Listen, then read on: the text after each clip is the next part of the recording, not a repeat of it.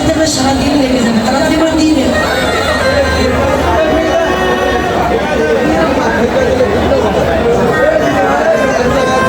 যিনি ব্রজেন্দ্রনন্দনে কৃষ্ণ, মা যশোদার নয়নের নীলমণি কৃষ্ণ, মুনি ঋষি সাধক সাধিকা গন্ধর্ব কিন্ড হাজার হাজার বৎসর ধরে তপস্যা করছেন, ধ্যান করছেন যে চরণ কমল পাওয়ার জন্য, কিন্তু যে চরণ কমল লাভ করতে পারেন, আজ সেহারা বেরিয়েছে বাঞ্ছিত ধন, এই কলির আরাধ্য দেবতা পতিতে পাবন আমার গৌরঙ্গ সুন্দর।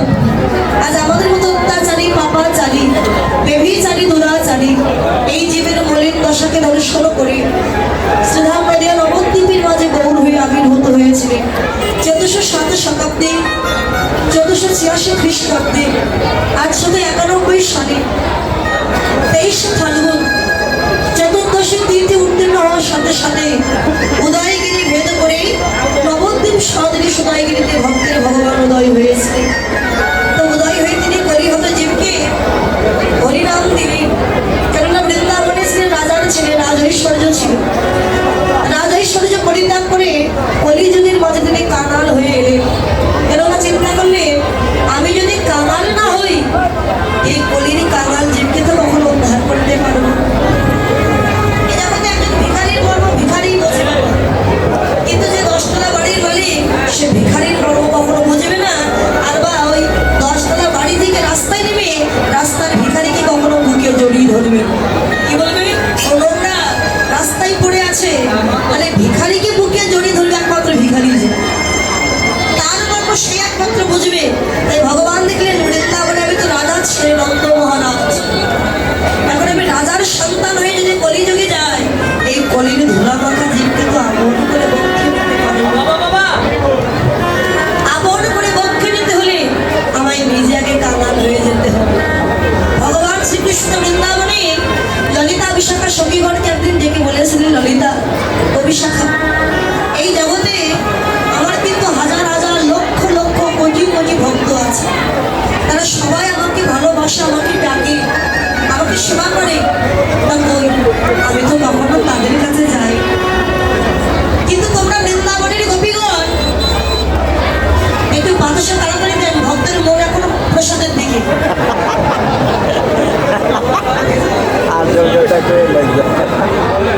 এখন 1 কিলো বাতাস আছে।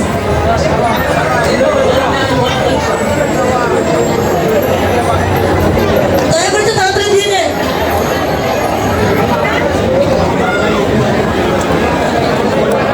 ছিটিয়ে দেন না, ছিটিয়ে দেন। এই গোপীগণ আমাকে এমন কি দিয়ে ডাকো, ভালোবাসো, তোমরা এতবার ডাকলে আমরা থাকতে পারি না, বলো না কি দিয়ে ডাকো। ললিতা সখী একটু হেসে বললেন, কৃষ্ণ এটা তোমার অযৌক্তিক প্রশ্ন। ভক্ত ভগবানকে কি দিয়ে ডাকে এটা মুখে বলে আমরা কখনোই তোমাকে বোঝাতে পারবো না। যদি বুঝতে হয় তাকে ডাকো একবার জগতের দিকে। আচ্ছা সাউন্ডটা কখন দেবেন? সাউন্ডটা কয়টায় দেবেন দাদা? তাই দাদা কয়টায় দেবেন তাই বলছি, সে বুঝতে পারছে কয়টায় দেবেন তাই বলছি। একবার তাকে ডাকো জগতের দিকে।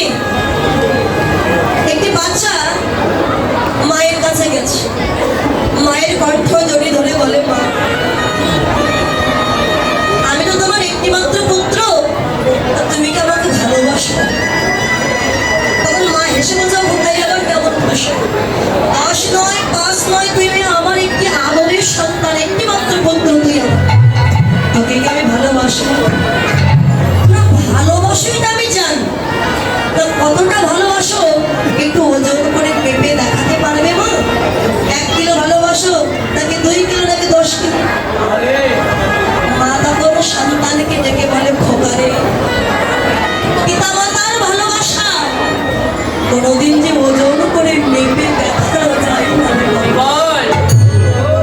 আমি যতই চেষ্টা করি না কেন আমার ভালোবাসা আমি কোনোদিন তোকে ওজন করে দেখাতে পারি না। ছেলে তখন বলে, মা তাহলে পিতামাতা সন্তানকে কতটা ভালোবাসে এটাকে আমি কখনোই বুঝতে পারবো পারবি খোকা। তবে আসবো কবে জানিস? যেদিন তুইও পিতা হবি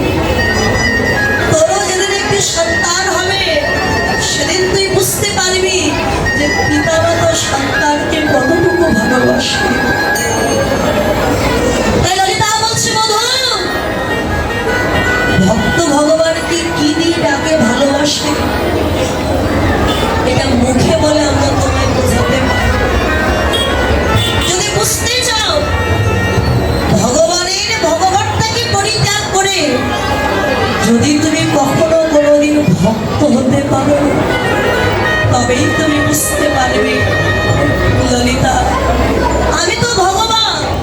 ভক্ত হতে গেলে আমার কি করতে হবে, কোন পথে গেলে আমি ভক্ত হতে পারব? বধূ, ভক্ত যদি হতে চাও আগে নিষ্কিঞ্চন বৈষ্ণবের পদধূলি অঙ্কে যদি তোমায় দেয় কিঞ্চিত ভক্তি, তবে তোমার মুক্তি। ললিতা, এমন ভক্ত কি যার পদধূলি অঙ্গে মাখলে আমি ভক্তি পাব?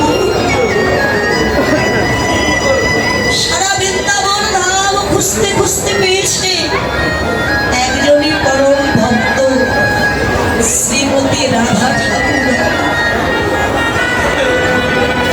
গোবিন্দ কি যেই না রাধার চরণের ধুলি অঙ্গে মেখেছে, কৃষ্ণ কালো ছিল পরিষ্কার হয়ে গেল, পাকা কৃষ্ণ সোজা হয়ে গেল। মূর্খ ছিল গরু চড়াতো বৃন্দাবনে, সেই মূর্খ বলা আজকে বড় পণ্ডিত হয়ে গেল। ভগবান দেখলেন একজন বৈষ্ণবের পদধূলি অঙ্গে মেখে যদি এত পরিবর্তন আমার হয়, না জানি হাজার বৈষ্ণবের পদধূলি অঙ্গে মাখলে কত পরিবর্তন আমার হবে। হাজার বৈষ্ণব বৃন্দাবনে ছিল কোথায়? ওই নবদ্বীপে